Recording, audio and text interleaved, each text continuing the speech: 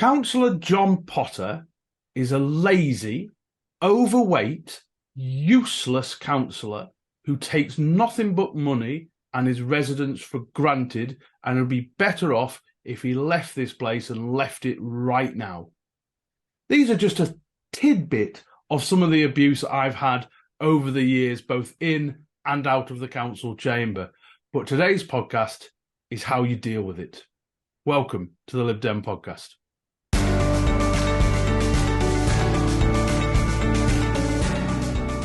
Hello and welcome back to the Lib Dem Podcast. My name is John Potter. I am the leader of the Preston Lib Dems and I host and produce this podcast. And with me we have the great Richard Kemp, looking all dapper in his finest Liverpool Town Hall. Hello, Richard.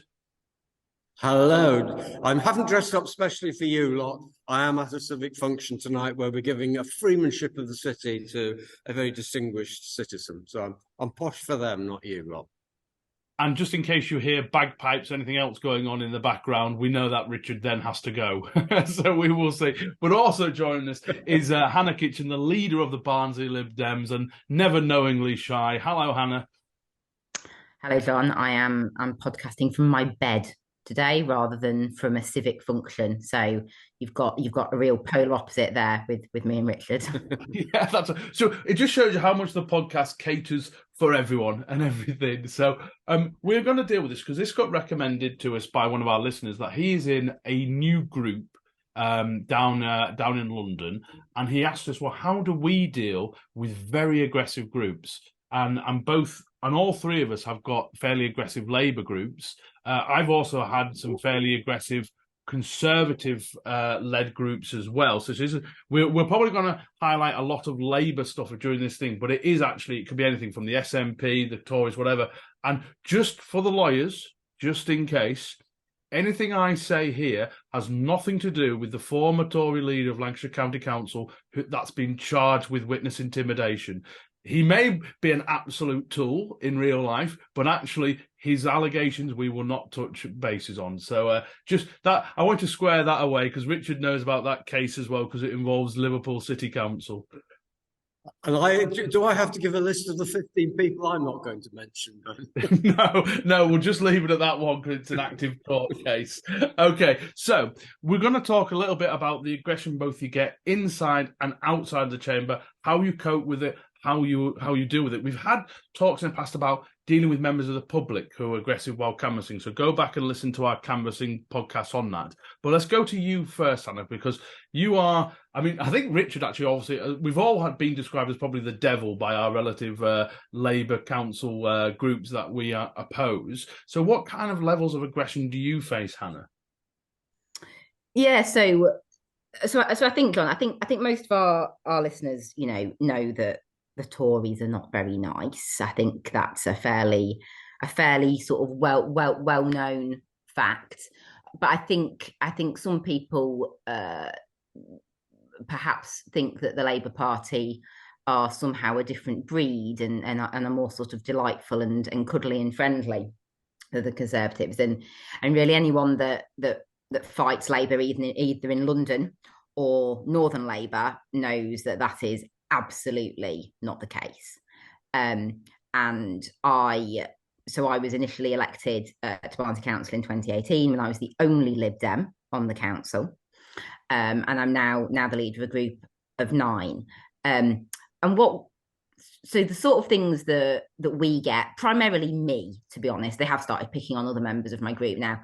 The sort of stuff that I get in the council chamber is quite varied, really. So it ranges from quite personal attacks. So they frequently like to mention the size of my house. Councillor Kitchen lives in a 6-bedroom house, as if that has any relevance to anything whatsoever. And to me, all that is that's just a way to drum up envy and hatred. To be honest, it doesn't work because all of my residents know perfectly well where I live because that's something I've never made a secret of. So we get a lot of that. we also get there's one particular member of the Labour Party who's their whip, actually, who I think spends her Friday night sort of sat with Google and a glass of wine, kind of Googling us all, and quite often sort of comes into the chamber like brandishing a printout of something one of us posted on Twitter 3 years ago, that's sort of entirely unrelated to the matter in hand. So, which kind of gives you that sort of feeling, I guess, that, you know, that they are spending their time picking through your social media and picking through your kind of online presence and online personality. There's been an instance in the council chamber where I was accused of not disclosing my pecuniary interests, because they'd, again, Googled me and my husband and looked up a list of companies on Companies House and made some incorrect assumptions about my husband's business interests. That one resulted in a little letter from a lawyer threatening to sue them for defamation. And then we get a lot of kind of like just low level attacks, I suppose. So, you know, coalition bingo, how far do we get through the meeting before we get blamed for absolutely everything that the Conservative government has done. And whenever we put any kind of motion or amendment or proposal forward, they just absolutely rip it to pieces. You know, say we're stupid, we're incompetent, it's the stupidest thing I've ever read. Generally accuse it of being illegal. This is illegal. This is, you know, this would put the council at risk. I did ask them at budget last week if they were accusing the chief executive of accepting an illegal amendment that would because that's their job. The monitoring officer's job is to make sure what you put forward isn't illegal. Yeah, because that's basically what they're saying. And then we had an incident again at Budget Full Council last week where they made a claim and repeatedly asserted the claim that we'd broken the members' code of conduct. And this claim was sort of repeated. Well, you know, contacting this company, we'd basically put an amendment saying that we wanted to buy a magic pothole machine, and we'd quoted a particular brand, JCB, because they're the highest profile one.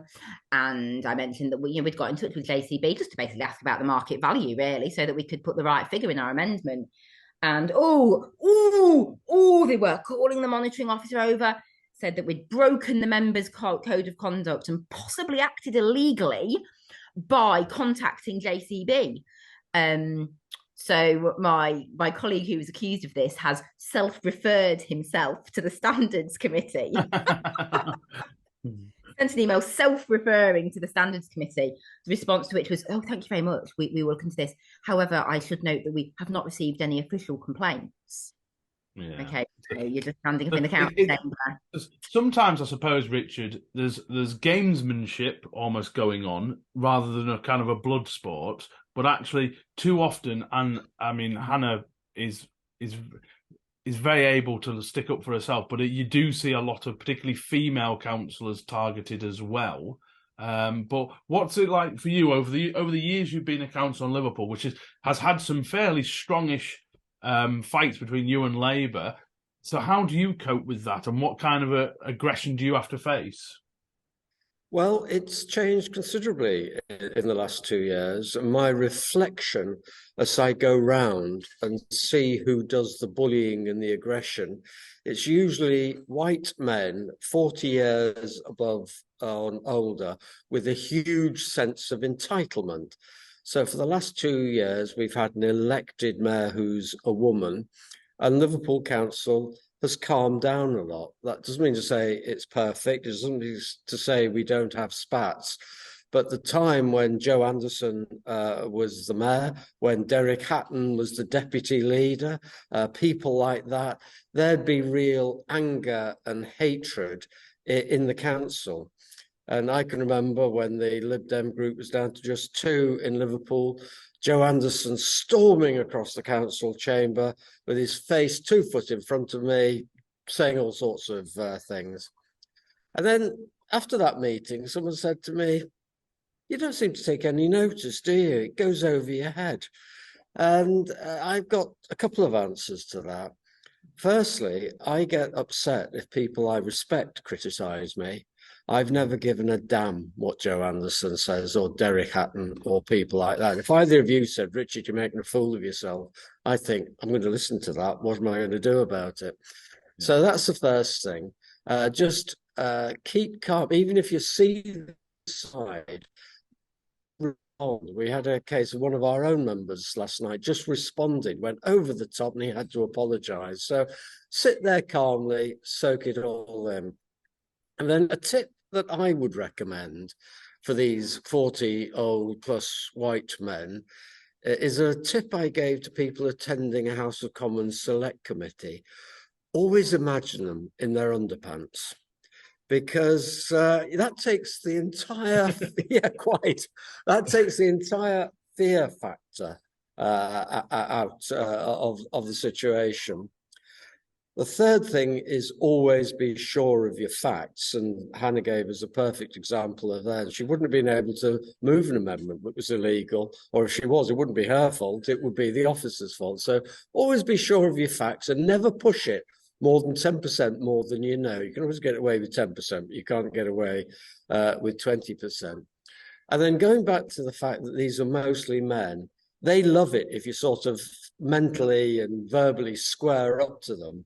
The best way to deal with them, if you can, is take the piss out of them, because they don't like being laughed at. If they see when you've said something that half the Labour group or the Tory group in other councils is smirking, they get really upset about that. Then they tend to shut up and sit down. But you've got to treat the full council meeting as theatre. Yeah, although we move budgets and make amendments, you don't actually achieve much. Theatre, and if necessary, treat it as a comedy, or even worse, treat it as a farce.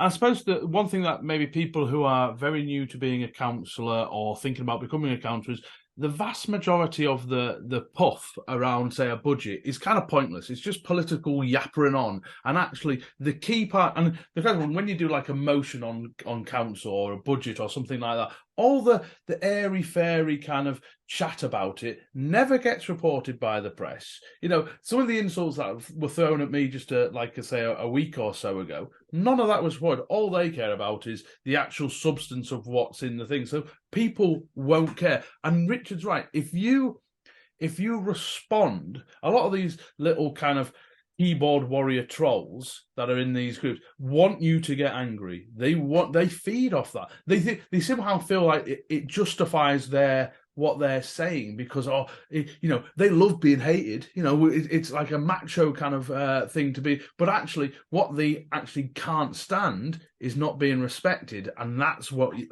hurts them. And actually, I've got used to it now. But there was a councillor, and she was a Tory councillor, and she was actually a really good Tory councillor in Preston City Council, and she got very het up when people used to attack her, which Labour used to do, to a point where she used to almost faint, to the point where she used to get too emotional with it, and obviously, and Labour and this is where it can be brutal. They knew that, and they would deliberately target her. And that's why you've got to protect yourself. You've got to realise that actually, at the end of the day, does any of that shit they've just thrown at you matter? And 99% of it is that no. Have you got your numbers right? Have you got your processes right? And I suppose the other thing I want to get into just before Hannah and Richard come back in is that people will say, and who don't know, say, "Oh well, what about the standards regime in a council? What does that do?" Basically, the standards.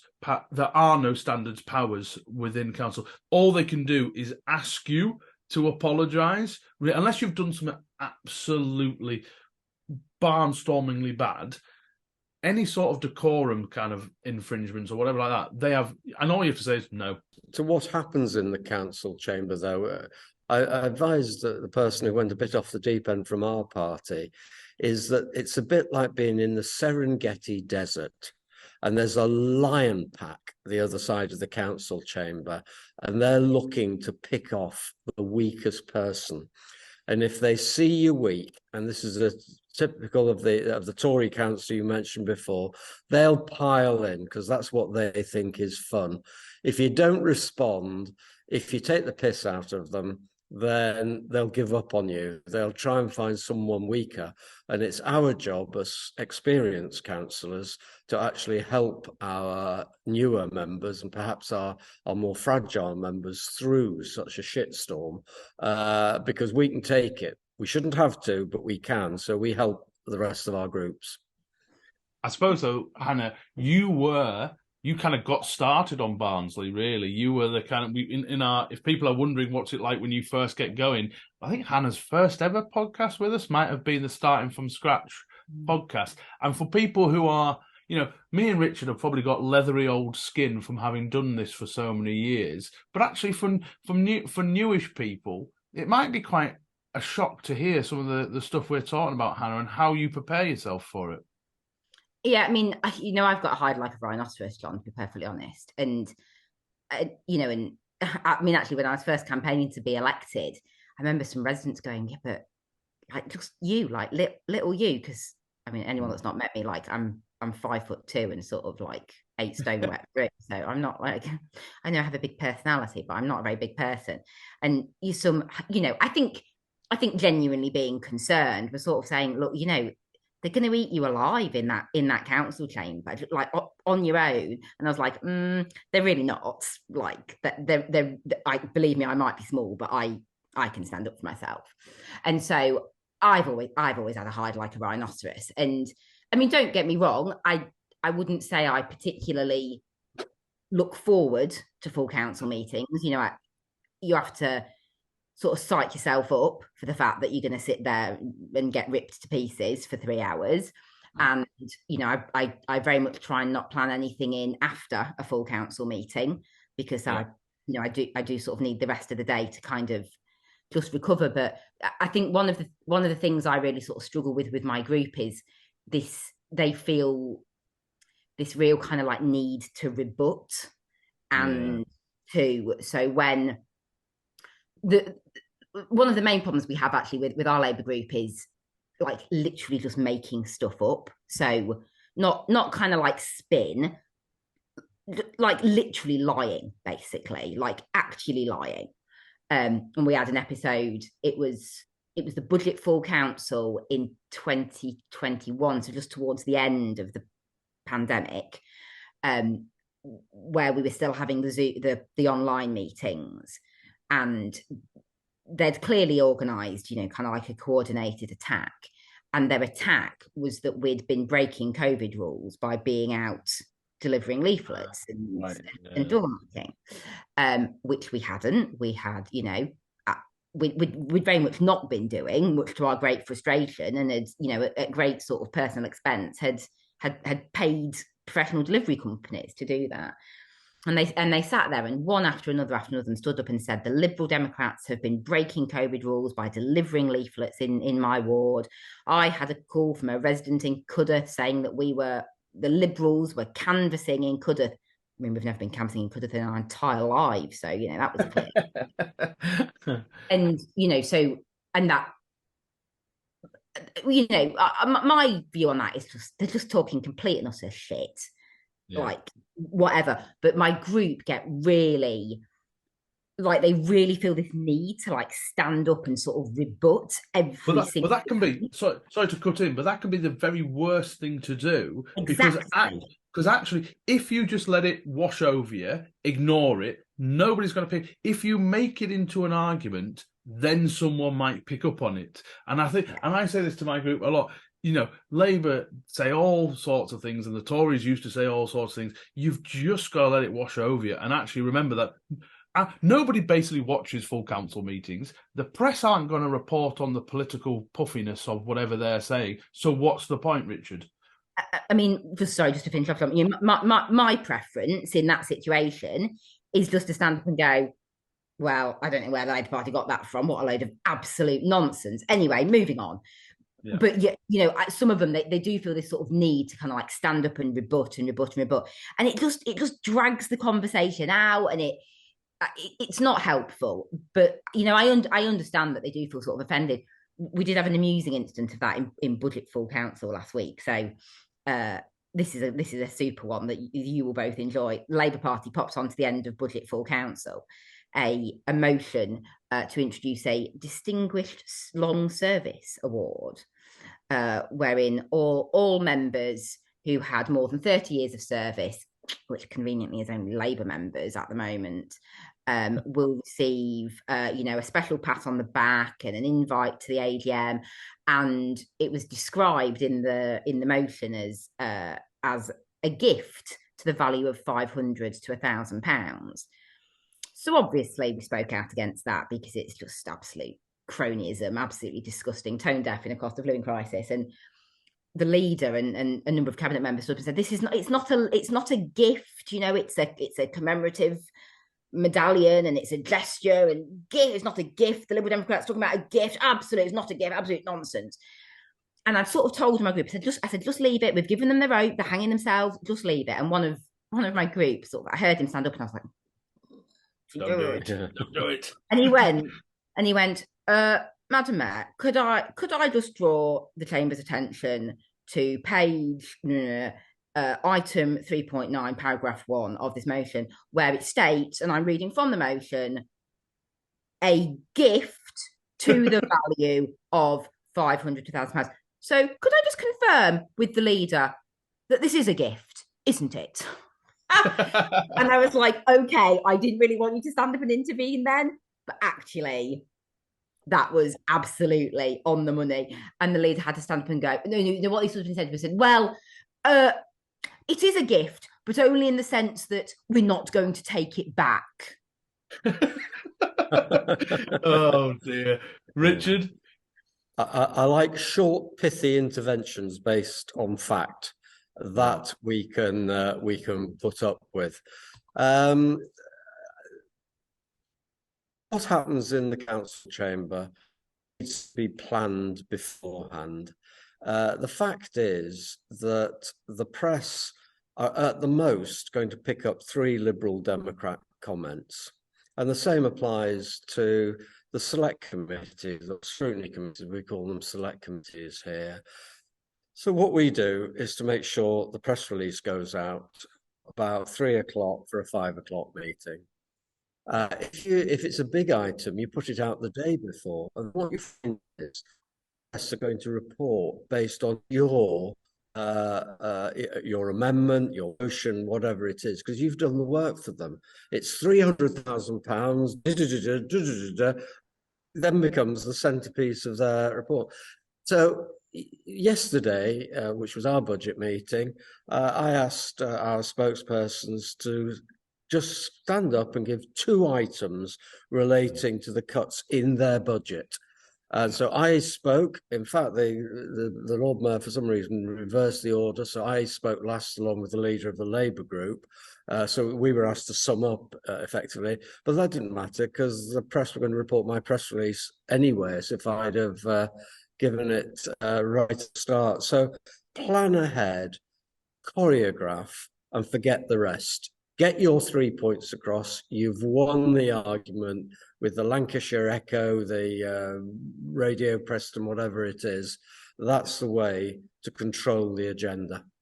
And I suppose if you are nervous about, I think a lot of nervous comes from you don't want to look stupid. You don't want to make a mistake. Again, we've been at this all quite a while. That like the kind of intricacies of a budget council, or when do I get to speak? Am I going to say something slightly off and slightly daft? That is maybe what plays on a lot of new councillors' mind. Oh, I'm not allowed. Do I have to stand up then speak, or do I speak, stand up, and all the kind of other rituals that you have to go through as a councillor? Just remember, you can always check with officers beforehand. If you're sure of your facts, like Hannah's colleague was there, that he'd said in the report that it's a gift, just stick to what you know. I think it's a bit like when we're talking about canvassing.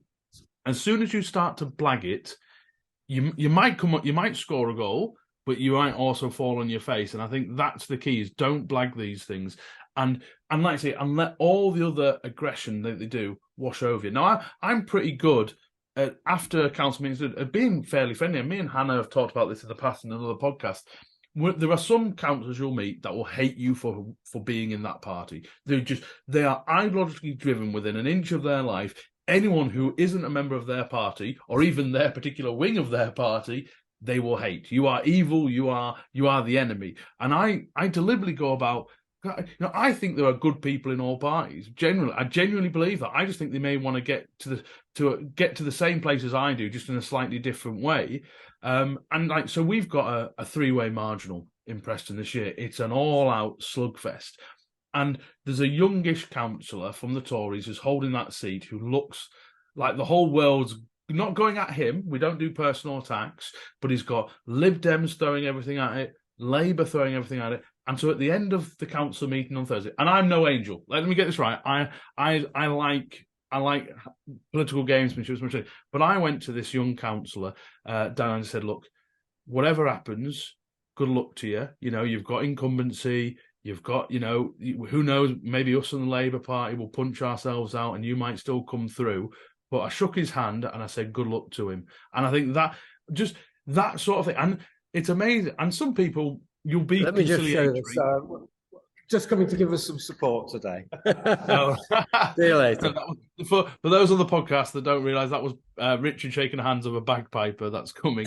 But I'm generally conciliatory with most people, even the absolute trolls. And if they decide to spit in your face about it, that's on them. I'm still a decent person. And because I know, and as we go into the election period, and we're going to get onto aggression outside of the council chamber in a second, that whatever happens, I still want to be proud of myself at the end of it. And so even if they don't reciprocate, I know who I am. And if they want to act like complete tools, then that's on them. Yeah. When the Labour leader was in full swing, you could see members of his own party cringing. He couldn't, but I could. I mean, sorry, Hannah, I interrupted. No, you're fine, Richard. I take great pleasure in being nice to everyone, even when someone has been absolutely vile to me. Yeah.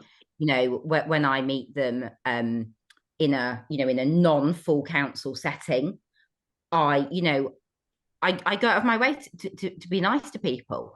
And, obviously you'll have this similarly as well, John, as group leader, you sometimes end up doing stuff which isn't political. So I sometimes sit on recruitment panels for senior officers, which means spending the day, with a load of cabinet members. And I go out of my way to be friendly and polite and charming and nice and delightful to them, because at the end of the day, we're all people. And I know it's not personal. I know my group sometimes feel like it's personal. It's not personal. It's politics, and it might not be a nice side of politics. But I also think as well, like if those people know that I'm actually a really nice person and I can completely work with them when it's called for, and I'm smart and I'm involved, I always just think that's just going to make them feel like just a tiny little bit bad about being vile to me in the council chamber. Do you know what I mean? And some listeners might be thinking now, well, if there's a particular aggressive Labour or Tory councillor that's absolutely horrendous, and they might be thinking, well, why don't the rest of their group quieten that guy down, quieten that woman down? But the problem is, most people quite like an attack dog when it's your attack dog. And I think that's the thing. So it's when it goes the other way that they get suddenly very, very offended if it ever gets switched back on them. But let's move this now outside the council chamber, because actually the council chamber has very limited impact generally on what we do, into the campaign, when you're campaigning, right the way up to the count. Is that... Oh, you see Richard standing in front of his portrait there. If anyone is watching the live stream, I just explain, I'm at 5 o'clock. I'm at a freedom ceremony in the town hall. The town hall was built 300 years before Wi-Fi, and that's why I keep running, not to give you a guided tour, but to try and find somewhere the bloody signal's working, and that's why I'm dressed up. But. So the campaign, and I wanted to share a quick example I've got from Preston, and then I'll let Richard and then Hannah come in, of what happens when people get under pressure. And actually, there was a Labour councillor who was a generally really nice guy. He's now retired. But in 2021, the county elections were up, and he thought he might lose. He was retiring from his county, and his replacement might lose to the Tories. And we had our candidate, and they used to actually sit very close to each other, season ticket holders at Preston North End, and got along really great. And then George, our candidate, who was fairly new, got a really scathing, nasty kind of aggressive text from this guy who we got along with great, saying, "How could you possibly put that in a leaflet? You know that's not true." And George came to me and went, "I can't believe, have we done something wrong?" I said, "No, George, pressure has forced that guy to act in a way he normally wouldn't do." And as we ramp up towards the election, and the final, we always have a council meeting in April, halfway through the campaign. That is absolutely horrendous most of the time, because it's all political staging and generally people making points. But I said to George, just take it on the chin. He's still a decent bloke, but the pressure of the situation makes people go a bit loopy, particularly in elections. Richard, I assume you concur with that? Well, we've just had our last council meeting yesterday. There isn't another one now till May the 17th. And that was about the budget. So you're quite restricted about what you can talk on. But yes, you have to recognise, someone like one of the three of us, we do feel under pressure. We've given our lives to our ward, to our council, when the chips are down, and sometimes the chips are down, as we Lib Dems well know, period of the coalition particularly, you can be really good, lose your seat, and that gets you very frustrated and very upset. And it comes back to the point that you both made. At the end of the day, we're dealing with other human beings. They're frail. And so wherever possible, I just don't respond. But you're quite right. You were both right. I always am friendly with my opponents, with the exception of one or two. There are some people I just couldn't, under any circumstances, touch with a barge pole. But I'm always friendly with our opponents, because why wouldn't you be? Because 95% of the people in politics are there for the same reasons as us. They're just in a different party. 5% were on the make, one or two in Liverpool, I think, have been on the take. But most people really care for Barnsley, Preston, Liverpool, and are doing their bit alongside us most of the time, not just against us. And when it comes to social media in particular, if we're turning to that, I just blank.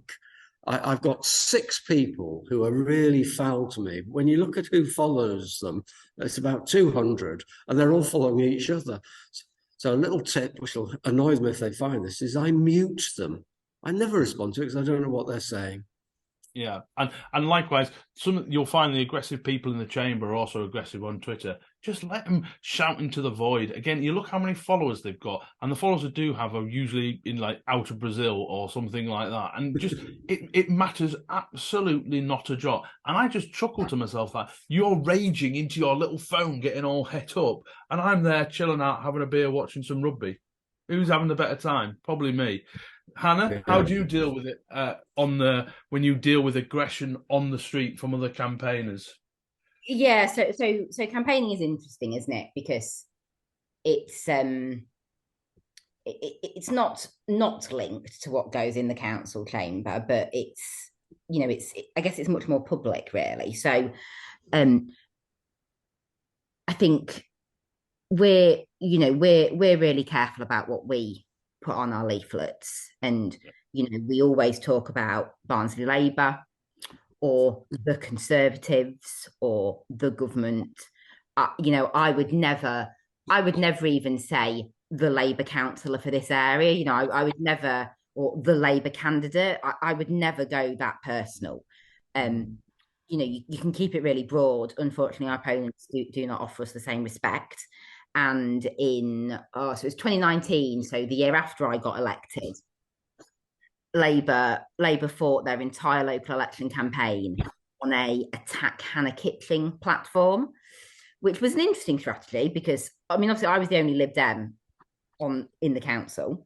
So rather than making me completely irrelevant and invisible, they decided to talk about me all the time. on every single leaflet they put out. So thanks for that publicity, lads. Much appreciated. And also, like, I wasn't even up for election. So that was a bit weird. So that was when we had a lot of leaflets saying things like Barnsley's only Liberal councillor voted against building homes for people, even though she lives in a 6-bedroom house herself.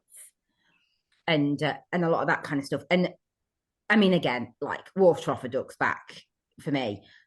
But I can honestly say it went down like a plate of cold sick with the general public. Yeah. You know, they were, I was knocking on doors and people saying, have you seen this letter that I've had from the Labour Party? And I had, because other people had shown me it. I can't believe they're saying all these things about you. I can't believe they're personally attacking you. It's absolutely disgusting.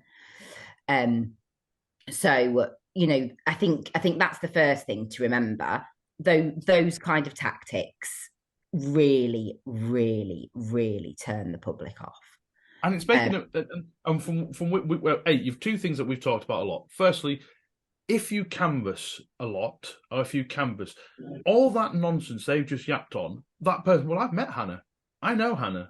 That they know what you're like, so it's not going to have any effect. And also, it's making it about you instead of actually about them. And when we campaign, you know, you want to make it about, you know, you don't switch your issues. You don't, if you're relentless about your opponent or your thing, they've kind of won that argument at that point. Yeah, I know the Tories put a whole leaflet out saying, Lib Dems have done this. I thought, thank you so much. You've just repeated all our arguments. We really appreciate it. Richard? I think Richard might have to go soon. I think I'd better come out of this now. Okay. Can I leave it to you two to deal with? And, hold on, do you want to have a little pull-up?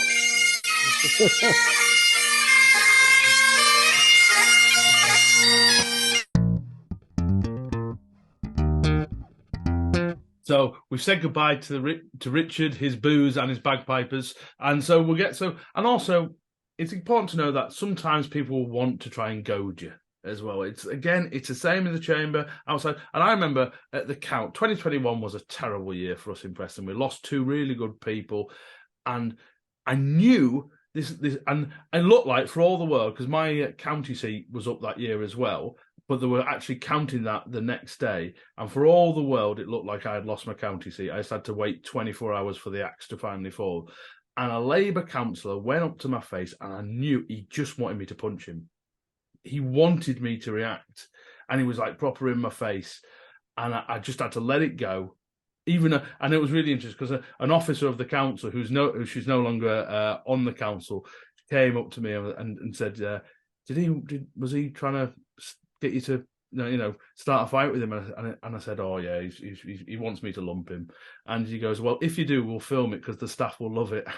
Things like she's no longer on the council. She's moved on to other stuff. But it just shows you sometimes these people who think they're all that in the council actually not only don't have your respect, but actually a lot of the officers think they're the stupid little trolls as well. So yeah. Well, and sometimes their own group as well, I think. Yeah. You're right. It's always nice to have an attack dog. I mean, you know, the leader of the Labour group here, the leader of the council, you know, he keeps his powder pretty dry. You know, he's got other people who do his attacking for him, which is, you know, which is a smart way to do it. Really, I think I'm trying to think, John, sort of what we say to. I'm just thinking of that initial message that you got, and you know, it's all very well us sort of sitting here and going, well, you know, it's just part of it. We've got to hide like a rhinoceros. There's nothing standards can do.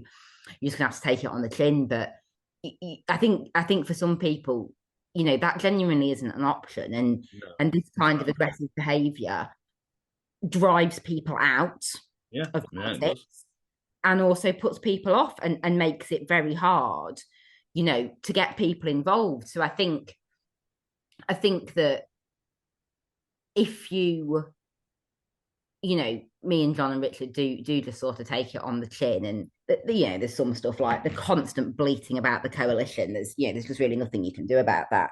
But I think, you know, if you do feel like they are overstepping, yeah, the standards committee is completely toothless. You know, at the end of the day, the only person that can remove someone as a councillor is the electorate.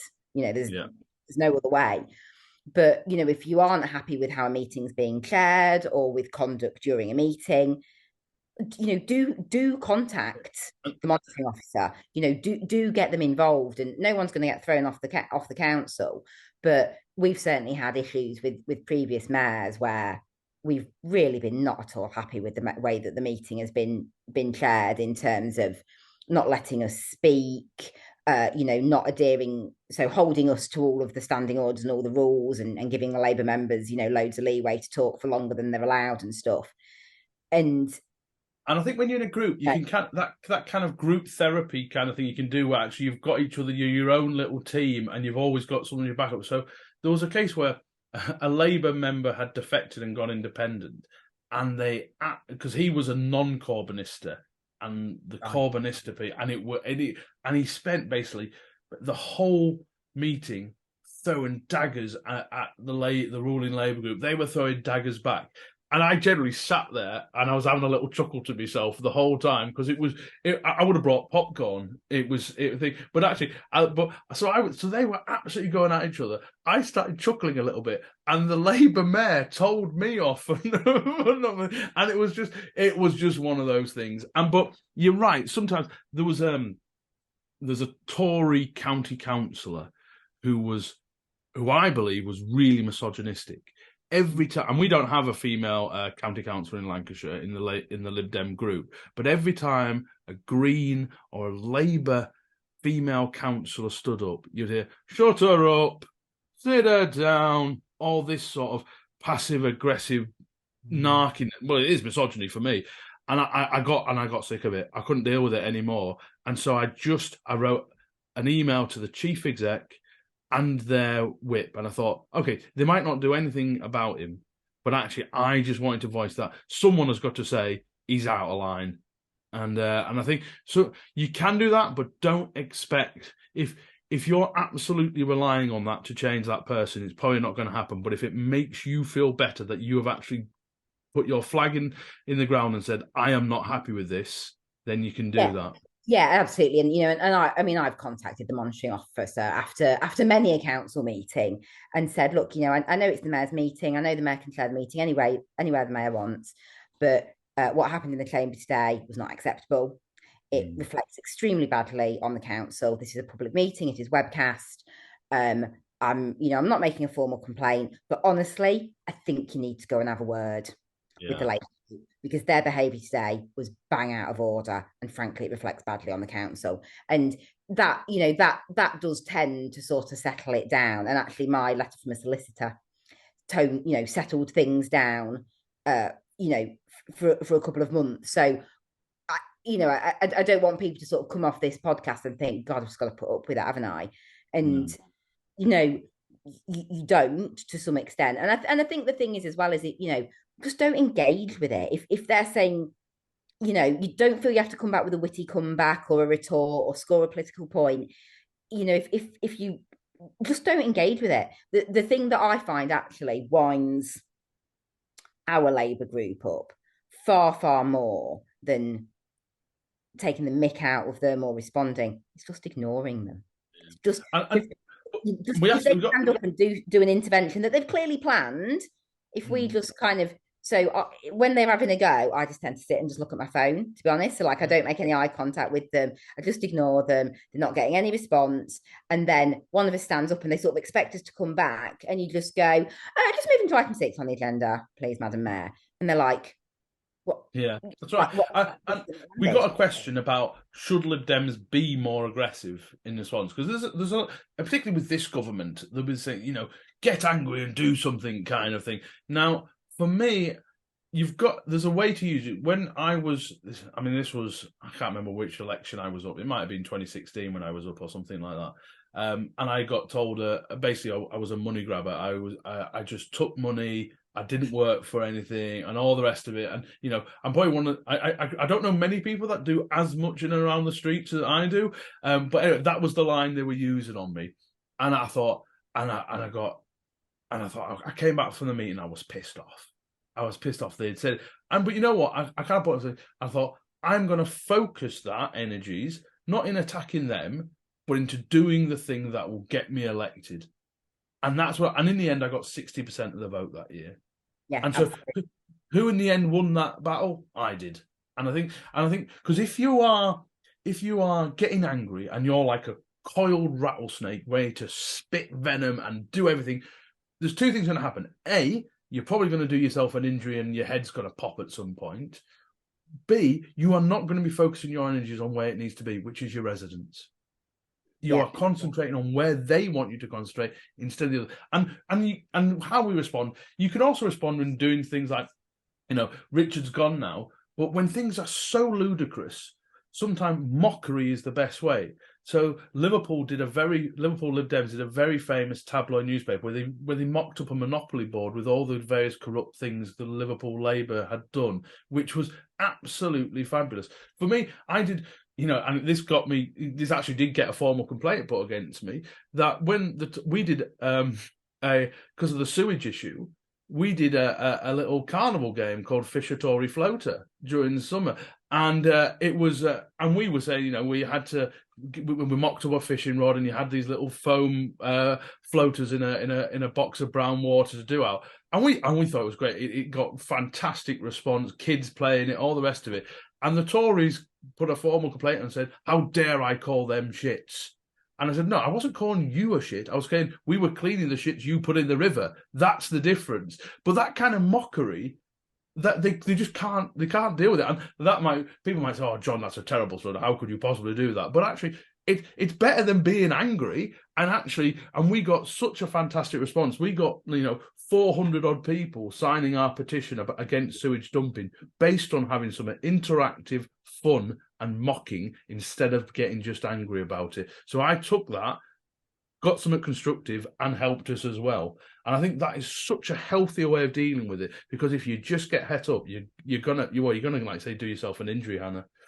And I think the thing to remember as well is you don't win elections in the council chamber. No one wins elections in the council chamber. So we sort of had a couple of wins, to be honest, at Budget Full Council last week, in that they ripped to pieces and voted down our perfectly reasonable amendment and voted through their £1,000 medals for their mates.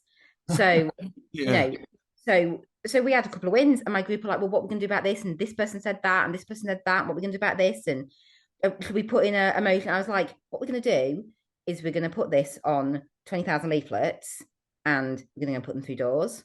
That is what we're going to do. And when you come out of the council chamber and go, what am I going to do now? You're going to go and put some leaflets through doors, and you're going to go and knock on some doors, because no one wins or loses anything in the council chamber. It's a springboard, so our interventions last week got us some good press. We got in the press edition of the Yorkshire Post, which is no mean feat, and it's given us some brilliant stuff to put on leaflets. And they actually stood in the chamber going, "Oh, I bet they've already got the press releases written. I bet they've already got the leaflets printed. Labour wouldn't let us have a pothole machine." And it's like, yes, that's how you would. And if you're a small group, that is how you make change. That is how. And if you're wanting to, on the county council, there's just two of us. There's just me and David from the Lib Dems and the county council. We punch so far above our weight because we know how to use the media, we know how to campaign on things like the school issue that's really massive in my book. We have no right to win that fight, and we're winning it. And because we take these things, and even though they might be angry, they might call us liars, they might do everything, we are causing such a stink about it locally that it forces them to change. And so two of us are making a huge difference. And I think that's what you should do with your anger, with the abuse, is use it and be constructive with it, Hannah. I'll leave you to make the final points. And this might be an alien concept, to some of our Labour groups, but some of us do actually have to win elections. Yeah. So many of those councillors in that chamber that attack us for, "Oh, you're just doing it for the leaflets, you're just doing it for the headlines." Yeah, because we don't get to just put our names next to a picture of a rose on a ballot paper and get elected and get to stay elected unopposed for the next 48 years. But that's what I mean. I mean, weirdly enough, the Greens, there's 2 Greens in Lancashire County Council. They said to me, "Oh, the Lib Dem budget amendment looks fantastic for campaigning on." Yeah, that's because they are the issues that when we campaign, people say we want more youth workers, we want more stuff. But hello, welcome to what we are meant to be doing, representing our constituents. And I think I've kind of came up with the kind of idea of where I sit in terms of my kind of role is a constructive irritant to the groups. Both the Tories have a majority in Lancashire, Labour have a majority in Preston. All I can do is be a pain in the neck to a point where they actually scrutinise what they're doing and maybe not make stupid mistakes. And then the residents maybe get a better run city or the county, and I actually feel like I've done some good in the world.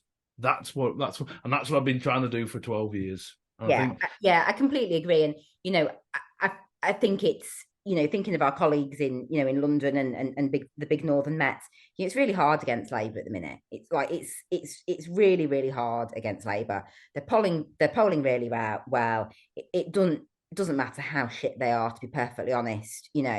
They're just doing well, and it is tough. And I think I don't want anyone to go into the council chamber or be out on the campaign trail and find a leaflet that attacks them and for that to drive them out of politics. To be honest, I think. I mean, if anyone's listening and feels that we've not addressed anything that they particularly want to know, please let John know. But yeah, thanks for that. Yeah, let me know. John, this is your baby. This is your. It is my baby. It's true. So I don't want anyone to think, it's hopeless. It's just part of it, but. To some extent it is, but the extent to which you engage with that and respond to that is within your control and is your choice. And you can either do a Hull style and go like fully, full knives out, go for each other. You can just shrug your shoulders and brush it off and go and deliver some leaflets and go and win some elections. And we're not dismissing the bad behaviour in this podcast. We would love it actually to be more convivial in the chamber, but you will always get differences in the chamber, and you'll always get passions behind those differences. And if you're against people who are absolutely lovely to you all the time, fantastic, that's great. But the fact of the matter is, you are likely to find someone who's going to be an arse to you. It is the nature of politics. And so you have got to protect yourself and shield yourself and your group and know how to deal with it. To the point where when we get new people elected, I say, okay, this is what's going to happen. And we were talking about full council. I didn't make this point before. Full council is my least important bit of being a councillor. It is my least enjoyable bit of being a councillor. I spend 99% of my time on the streets doing what I should be doing, is actually helping residents. And that's how I come for myself, because they can jabber on all they want in full council where no one's listening and they applaud themselves. Oh, well done, planted question that we've known about for a week. Isn't that brilliant? And you know what? Nobody cares. Nobody cares.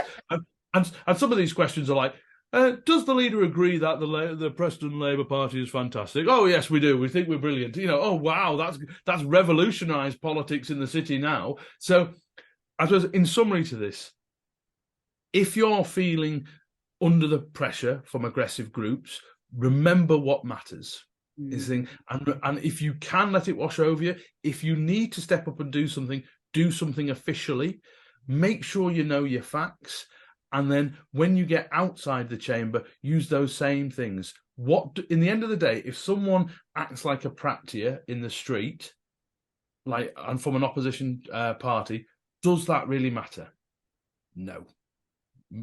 Brush it off, move on, go win your election, beat them at the ballot box, and I think that is where we'll leave it. And like I say, it is an interesting subject, this, and there'll be different approaches to it and how we do it. Like I say, Hannah briefly mentioned there about the whole Lib Dems. The whole Lib Dems versus Hull Labour is an all-out slugfest. That is heavyweight boxing compared to what both me and Hannah have to deal with in our councils. And so again, but they have teams and teams of people that look after each other when they're doing it, and actually make them, so you're not alone and you don't feel overwhelmed by it. But if, as Hannah says, if you want to get in contact with me, You can do as part from the Lib Dem Podcast social medias at Lib Dem Pod. There's an email address that we circulate. There's also you can find me on social media. You can find Hannah as well, and also there's groups like the ALDC and there's Facebook groups and all the rest of it where whatever you're going through as a Lib Dem, loads of other people will have gone through it as well. So you're never alone in this. We are getting near, the key points in our campaign. By the end of this month, you'll have your candidate papers in. You'll be getting your pre-election leaflets already going out. Mine arrive on Monday. All this sort of stuff is happening. So we know time gets very pressured. And sometimes, remember, have a break, man. Have a break. This is a really, really pressured point you're getting to. Make sure you... So for me, I did... 12 kilometres of leaflets. I got a whole load of stuff done. I'm just going to chill out. I'm going to relax. I'm going to have a pizza and watch a good film.